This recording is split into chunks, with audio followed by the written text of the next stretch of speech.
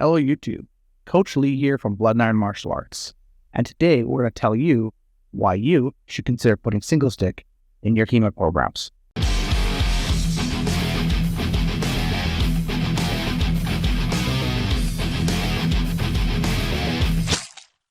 So why the Singlestick? Because I'm going to hear this argument right away. Lee, it's not a sword. Lee, there is no edges. It's not real swordsmanship. I'm going to hear this a lot in the comments, I'm sure. But you know what?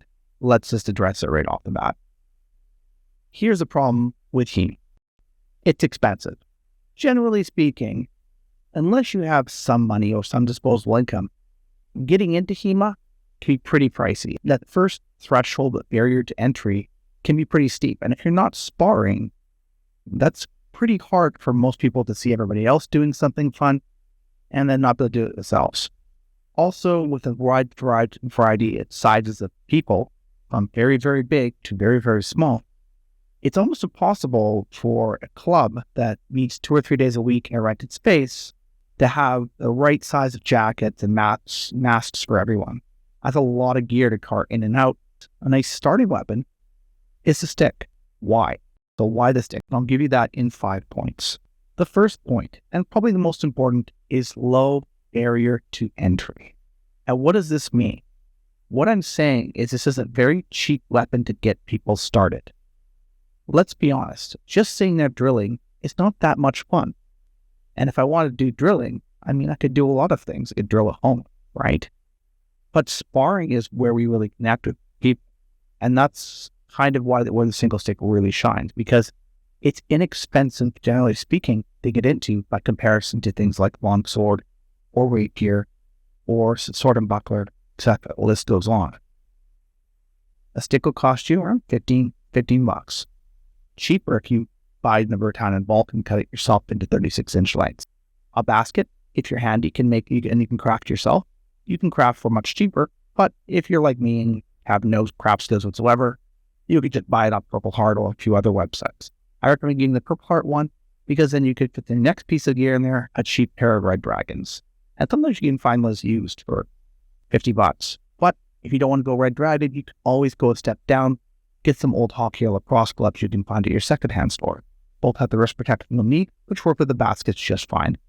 Then elbow protection and knee protection can be recycled from other sports, such as hockey, in some cases baseball, motocross, etc.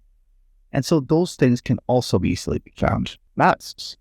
Masks will require just a simple mask and back of the head cover. I still recommend something made for HEMA because, these things still hit pretty hard. But at the same time, if you buy one meant to longsword, you probably have that up into when you start going into longsword or heavier weapons like sword and buckler if longsword isn't your flavor. Point 2. It trains the reflexes really well. You may have noticed that stick, because it's light, is really fast.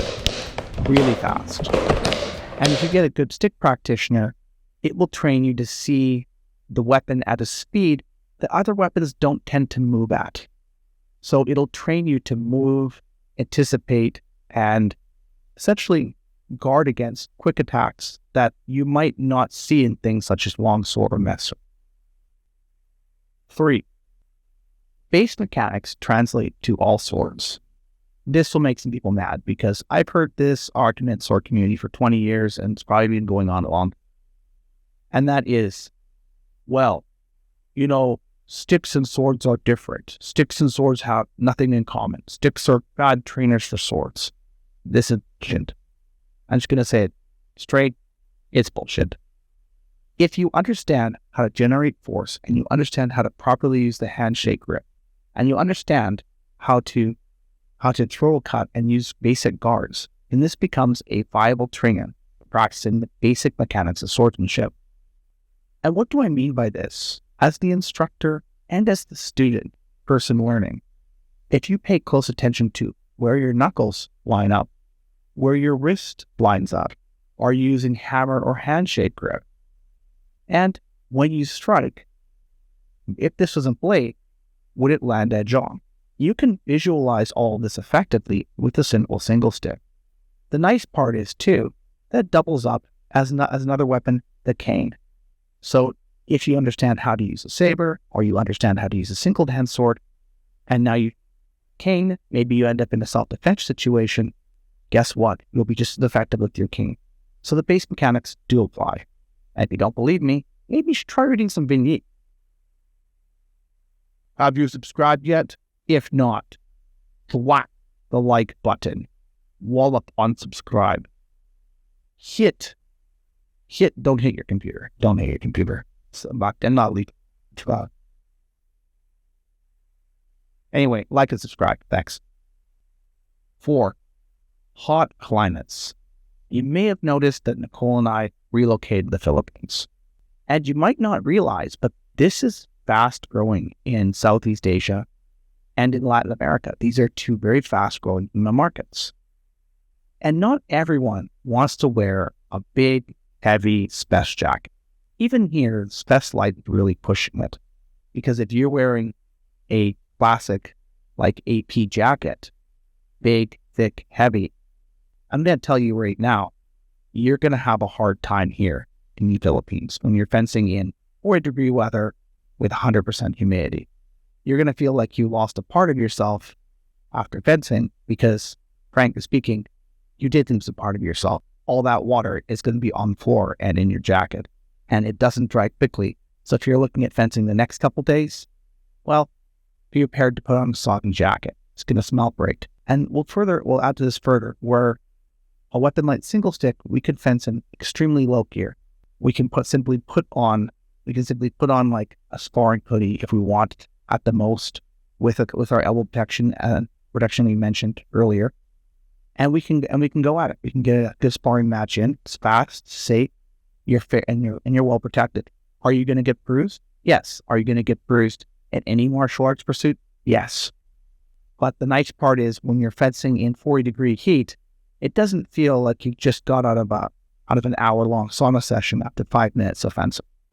Point 5, and this is an important one because it allows us to cross barriers in different communities. You will find more friends to fence. And who do I mean by that? Well, there are a lot of Arnis clubs looking for other people to spar. Like us, sometimes they have trouble finding the right gear they need, and a lot of them like to fence with a single stick, and they have their own versions of the 28-inch double sticks and all sorts of different weapon sets they use. It gives us an ability to maybe meet new friends and connect to new communities as well. So that way you're not just sparring the same old people, or you're sparring the same people you see at every tournament. You can go and spar someone with a completely different style and see how your styles match up. Also, most of the guys I meet in the Arnis community are actually awesome guys. So you'll meet new friends too. So new friends, new opportunities, make some more beers and some good food. Look, happy you belong. So those are the 5 reasons I think you should bring Singlestick to your clubs. It's fun, it's fast, it's cheap, it's easy, and you know what? You have an opportunity to meet new people all over the world. Anyway, thank you to my Patreon subscribers. Without you, this wouldn't be possible. And if you're interested, we have a free Discord just for you. Yes, it's free. Some things in life are free. Until next time, train hard, fence easy. See you later, guys.